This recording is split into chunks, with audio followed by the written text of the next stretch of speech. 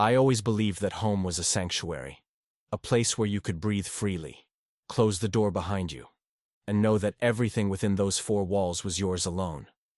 I never imagined that illusion would shatter because of one woman and her sense of entitlement. My name is Ethan Blake. I'm a software developer who works from home, an introvert by design, not by accident. Coding is my escape, my craft, and my career. To do it well, I need quiet, focus, control. That's why I bought this house in a quiet suburban neighborhood 3 years ago. It wasn't grand or flashy, just right. The perfect distance from the city. Trees lined the sidewalks, kids rode bikes, couples walked dogs. And while the Homeowners Association, HOA rules gave me pause at first, the house had one feature I couldn't resist: a detached garage. The moment I saw it, I imagined converting it into a private office, my own fortress of focus. And that's exactly what I did. I spent months transforming that garage. Insulated walls, fiber optic internet, climate control, even a mini fridge tucked under the desk for late-night snacks and early morning coffee. Sure, I gave up covered parking for my car, but I still had a side carport and a long driveway. The trade-off was worth it. This was my space, my zone. And then came Madeline Carter. The day she moved in next door, it was like a parade had arrived. Moving trucks blocking half the street, workers barking orders, and a voice cutting through it all, like a sharp blade. Hers. That was our first encounter. I had just stepped out to grab a package when she stormed up my driveway, furrowing her brow at my parked car. "You know your car's angled just a bit outside your driveway line. Technically, that's against HOA regulations," she said with a smile so tight I could almost hear it creak. I checked. My car was perfectly within my line. Still, I let it go. Everyone deserves a chance to settle in, right? But within the first 2 weeks, Madeline had nominated herself for the HOA board. Not joined, nominated herself. She hadn't even unpacked all her boxes yet, but there she was at meetings, clipboard in hand, referencing bylaws like they were scripture. Soon, small annoyances began creeping in. First, a warning letter. My succulent garden, yes, succulents, was apparently not on the approved vegetation list. Never mind that 3 houses down had nearly identical plants. Then another. My trash bin was left out, excessively, after pickup. I'd forgotten to bring it in for a few hours, one time. At first, I chalked it up to HOA sticklers being HOA sticklers. But as the letters kept coming, all with her signature at the bottom, I realized this wasn't just about rules. This was targeted, personal. I tried to stay civil, a wave, a forced smile, a polite nod. But her eyes always lingered a little too long, especially near my garage. And then came the storm. It was one of those freak summer afternoons, sky turning charcoal gray, thunder growling in the distance, heavy drops pounding the pavement in sudden sheets. I was in the middle of a high-stakes Zoom call with a major client, headphones on, completely absorbed. Between the rumbles and the screen share, I vaguely heard a car horn. I ignored it. After the call, I stepped outside and froze. There, in my carport, parked like it belonged there, was Madeline's silver SUV. She was leaning against the hood, tapping away on her phone like she owned the place. I approached, careful to keep my voice calm. "Hey, everything okay?" She looked up, all sunshine. "Oh, yeah, the street's flooding. Thought I'd use your carport. Hope that's all right." It wasn't. At all. "I get that the rain's bad," I said. "But this is private property. You should have asked." She gave me a look that could melt asphalt. "You don't own the rain, Ethan." I blinked. "Excuse me?" "It's an emergency," she continued, waving vaguely at the puddles. "The HOA allows for emergency accommodation." No such rule existed. I knew the handbook. Still, I said nothing more. She got in her car and backed out like nothing had happened. That should have been the end of it. But a few days later, an email went out to all HOA members, a proposed regulation. It stated that, in case of inclement weather, homeowners may be required to share covered parking for public safety. It was clearly her handiwork, dressed in legal language but written with one goal: to justify her intrusion. I pushed back. I sent my objections. I pointed out the rule's vagueness, but she'd already gathered her allies. The vote passed. Barely. That night I couldn't sleep. I sat in my garage office, listening to the rain start again outside. My chair creaked beneath me, the room filled with the low hum of my equipment. I stared at the keypad by the side door, the very keypad I'd once shared with her during a construction walkthrough. That had been a mistake. A deep, growing pit formed in my stomach. Something told me this wasn't over, and I was right. It started with a creak. I'd just gotten home after a long day of errands, banking, grocery run, the kind of mundane things you do to feel like the world still makes sense.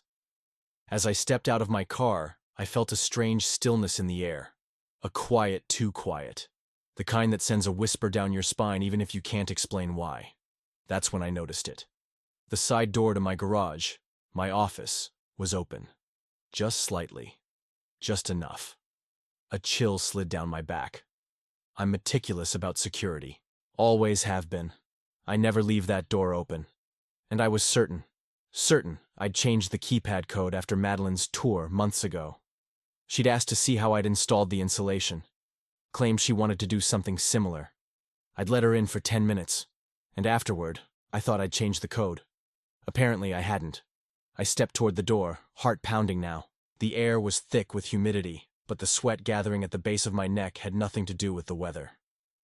I took a deep breath, pressed the door open slowly, and froze.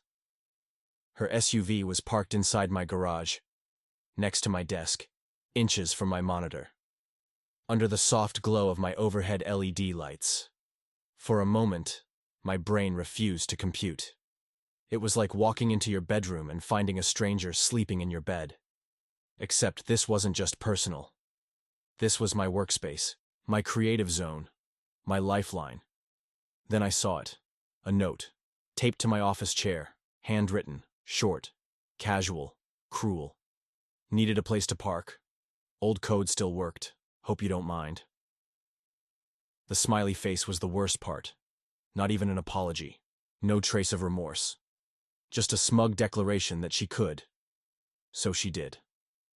I stood there, fists clenched, heart jackhammering in my chest.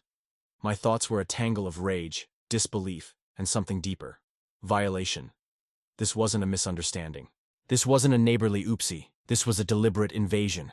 My garage wasn't just a workspace. It was my sanctuary, my escape. The only place I could shut out the noise, the chaos, the world. And she had marched into it, uninvited, unannounced, as if it were hers.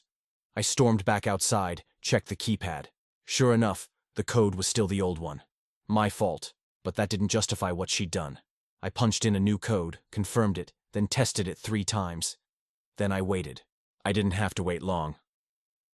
About an hour later, Madeline strolled across the lawn, cool as ever, as if she were dropping off a pie. She wore yoga pants, sunglasses perched atop her head, phone in one hand, a thermos in the other. "Hi, Ethan," she chirped, smiling brightly. "I noticed you changed the code." "Yeah," I said flatly. "Because I came home and found your car in my garage. Again. Without my permission." She tilted her head, unfazed. "Relax. No harm done, right? The weather was acting up again and I thought, better safe than sorry. You weren't using it." I stared at her. "Madeline, this isn't a community clubhouse. This is my office. This is private property." She rolled her eyes. "Well, you gave me the code once before. It's not like I broke in." "I gave it to you months ago for a one-time walkthrough," I said, my voice rising despite my best effort. "That wasn't an open invitation to come and go as you please." "Oh, come on," she said, heading toward her driver's seat like this was just another Tuesday. "It's not like I damaged anything." That was the moment I snapped. Not loudly, not violently, but decisively. "Let me be very clear," I said, stepping in front of her SUV before she could drive away. "You trespassed. If this happens again, I will involve legal counsel." "You've crossed a line, Madeline. Twice." She scoffed. "Legal counsel? Over a parking spot during bad weather?"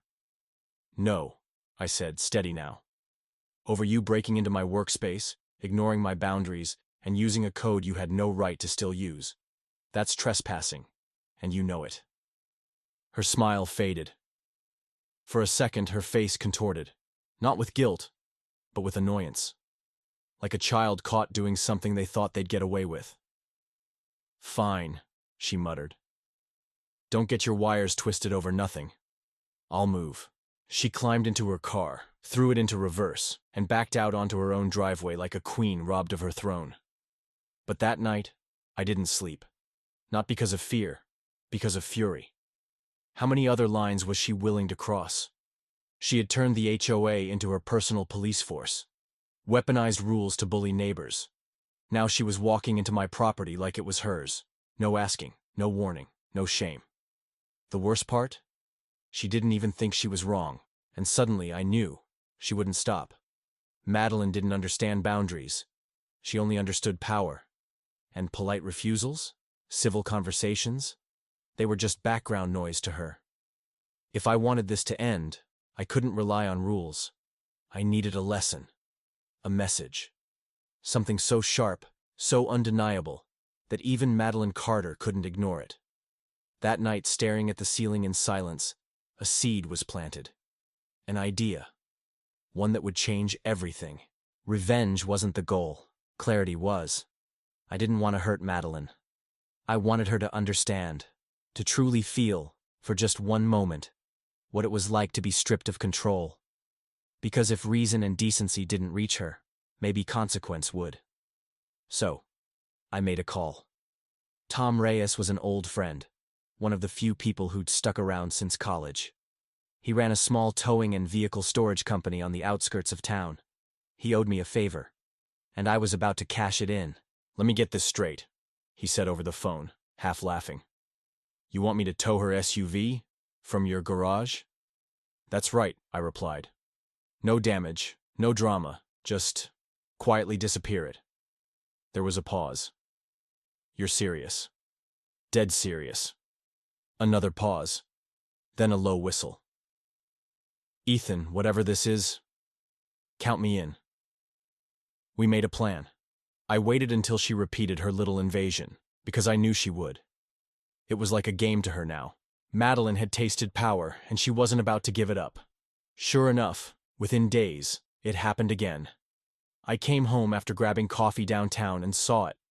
Her SUV parked inside my garage. No note this time, no knock, just entitlement. Like it had always been hers. She didn't even try to hide it anymore. But neither did I. I didn't rage. I didn't scream. I didn't even confront her.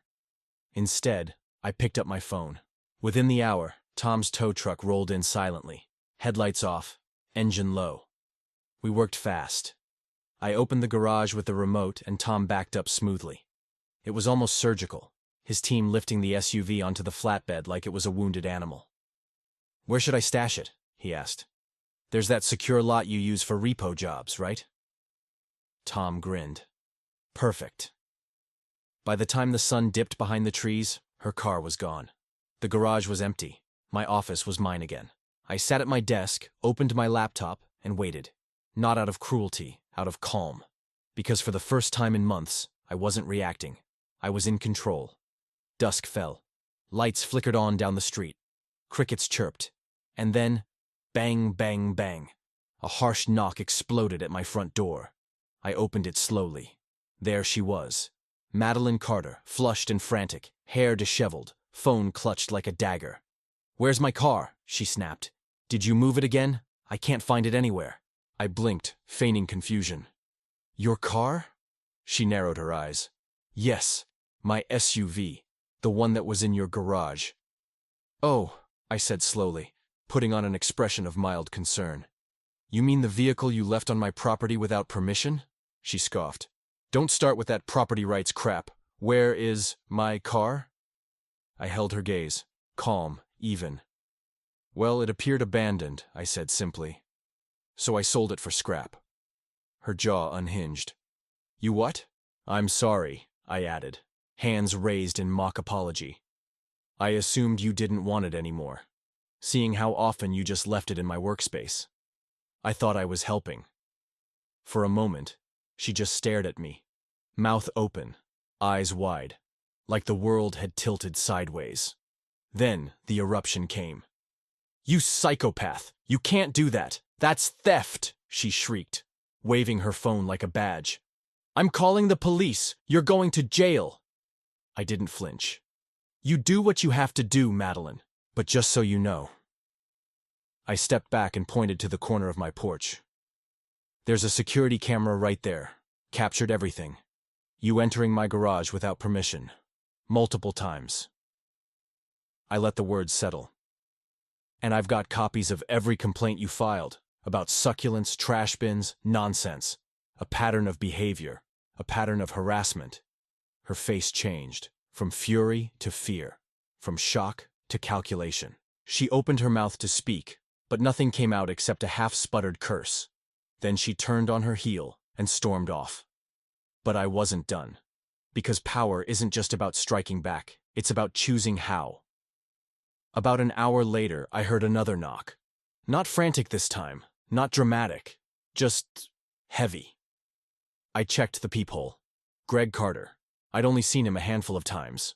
He traveled often, I assumed. A tall man, built like a linebacker, now glaring at my front door like he was debating whether to knock it down. I opened it slowly. "Yes?" I asked. His voice was low, dangerous. "You've messed with the wrong family." I stood my ground. "Is that a threat?" His jaw flexed. "Where's my wife's car?" "I don't have it." "Liar. You're playing games." "No," I said evenly. "Your wife parked on private property, repeatedly, after multiple warnings. I removed the car. You think this is a joke?" "No," I replied. "I think this is the first time someone's told her no." We stared at each other for a moment. Two men, one storm barely contained. Then something in his eyes flickered. Doubt? Shame? Realization? Whatever it was, he turned and left without another word. No punches, no police. Just retreat.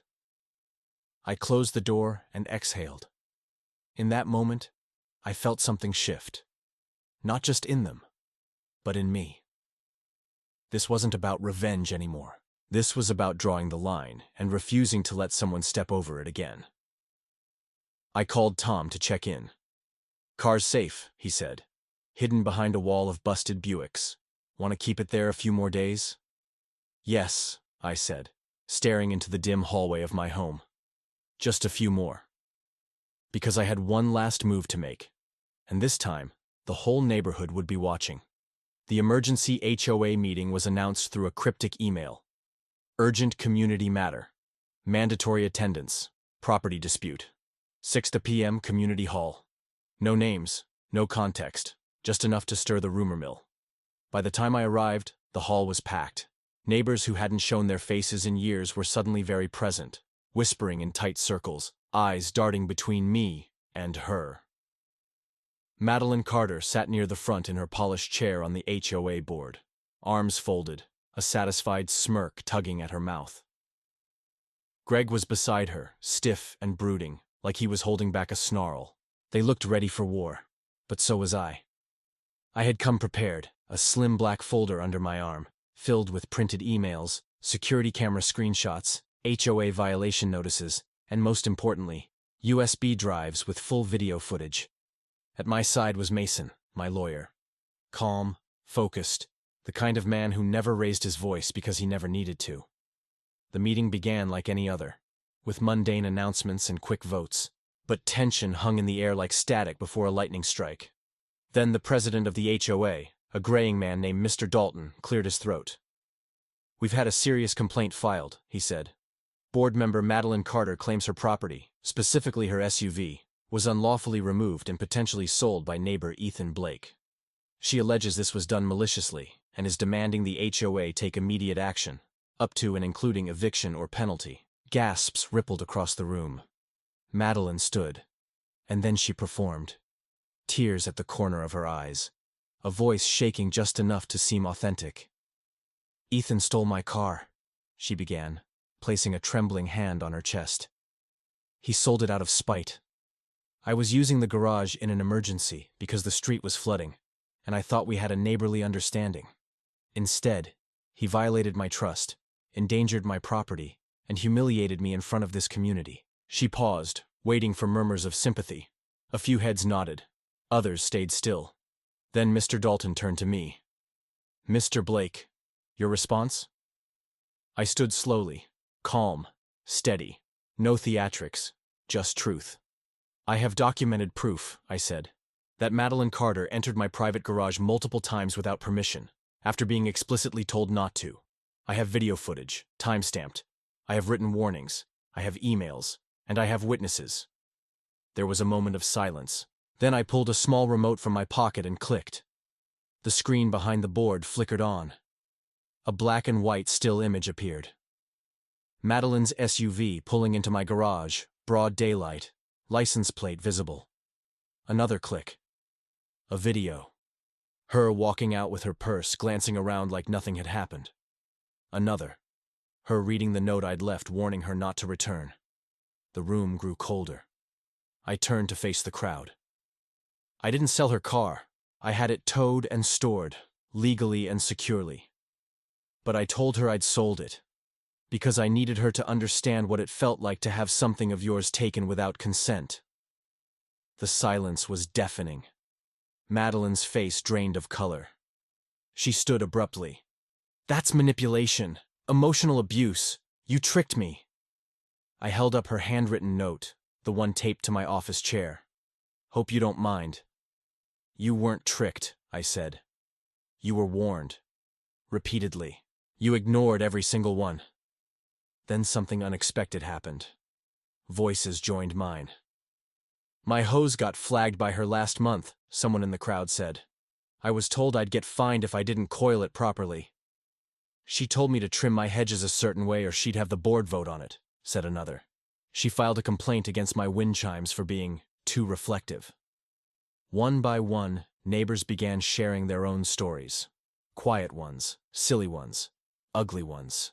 Each painted the same picture. Madeline had used the HOA not to protect the community, but to control it, and she was losing her grip. Mr. Dalton raised a hand. "Enough." The room hushed.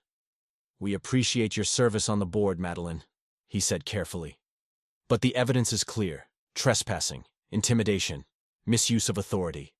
These are violations of both HOA policy and community values." Madeline's lips parted. A rebuttal on the tip of her tongue.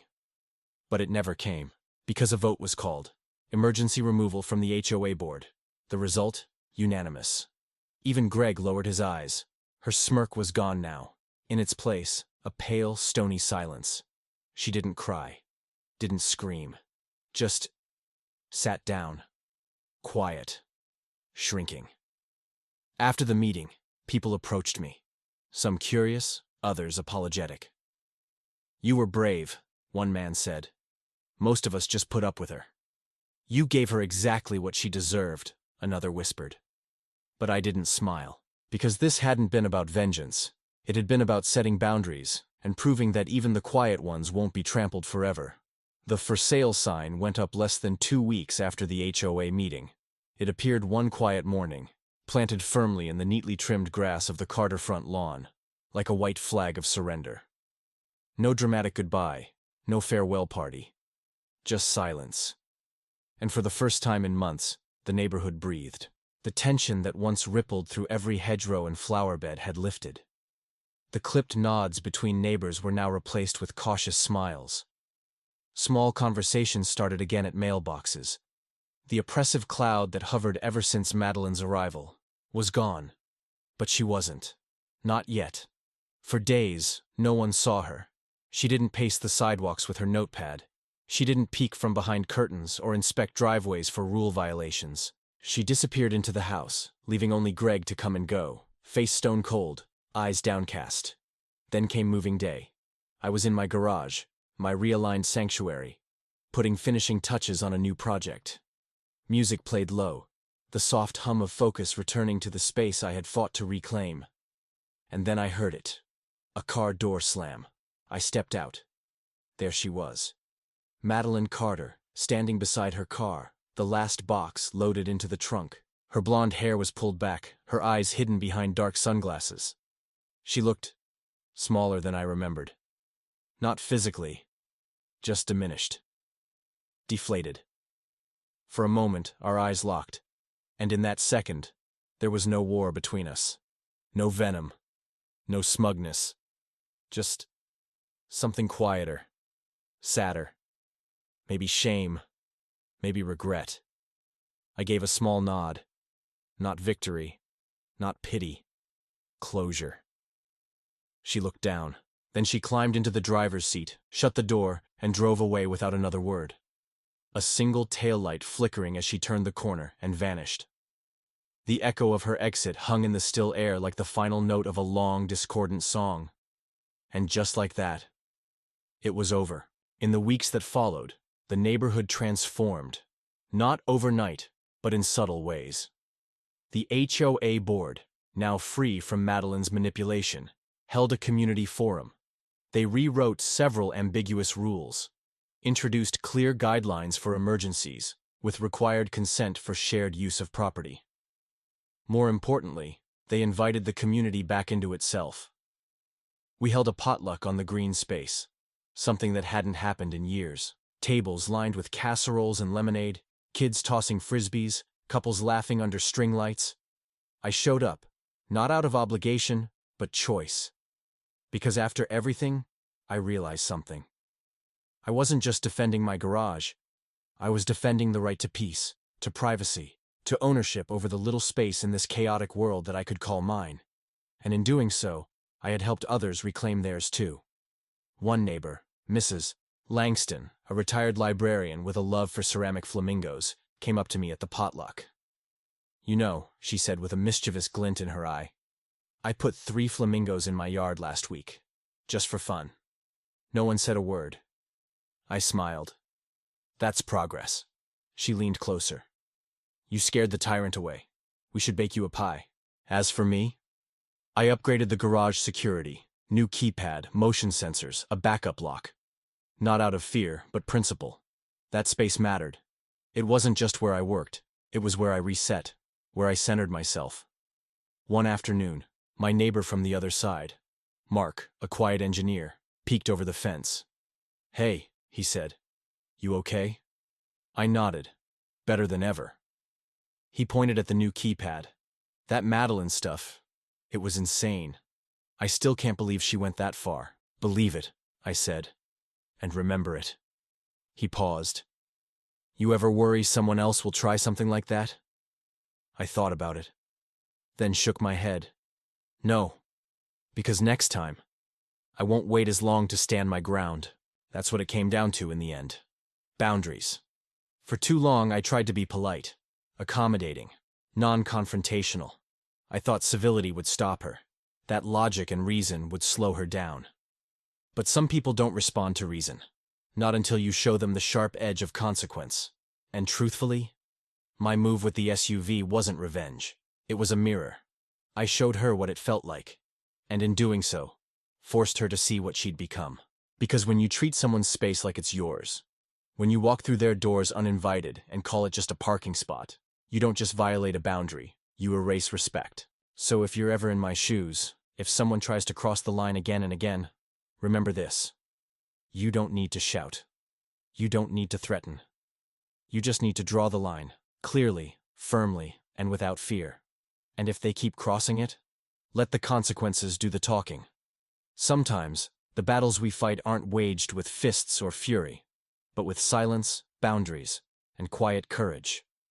Ethan Blake's story wasn't about revenge. It wasn't about proving who could yell the loudest or who had more influence in the neighborhood. It was about standing firm when no one else would. About drawing a line when others stayed silent, and about defending the one place in the world he could truly call his own. What started with a simple garden, a trash bin, a few unfriendly stares, slowly escalated into an all-out war over ownership, power, and respect. And in that storm, Ethan didn't lose himself. He found himself. Because here's the truth. Boundaries are not barriers. They're definitions. They tell the world who we are, what we value, and where we stand. Without them, we become doormats for people like Madeline, those who disguise control as concern, and trespassing as neighborliness. Ethan's quiet strength, his patience, and his eventual act of strategic defiance wasn't just a personal victory. It became a mirror for everyone around him. A reflection of what happens when good people say, enough. His story teaches us something timeless and vital. You don't have to be loud to be powerful. You don't need to raise your voice to be heard, only your standards. You don't need to retaliate with rage, just with resolve. And you don't need to fight everyone, only the battles that matter most. In today's world, especially in tight communities and online spaces, we often encounter boundary breakers. People who test your patience, question your rights, or push their way into spaces that were never theirs to begin with. It could be a coworker who talks over you, a friend who always takes but never gives, a neighbor who crosses the line, literally or metaphorically. And like Ethan, we often make the mistake of waiting too long, hoping they'll change, hoping it'll stop, trying to be the bigger person. But growth doesn't always mean letting go. Sometimes, it means holding your ground. And the most powerful act of all? Doing so without hate in your heart. Without burning down the house just to prove a point. Ethan didn't resort to threats or violence. He didn't scream or post angry rants online. He didn't gossip. Instead, he gathered facts. He protected himself. And when the moment came, he let the truth do the talking. It's easy to feel small in the face of manipulation or abuse of power.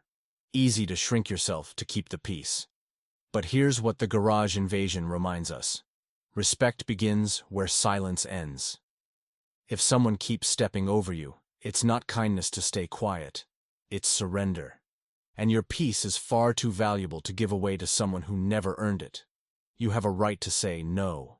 You have a right to expect decency.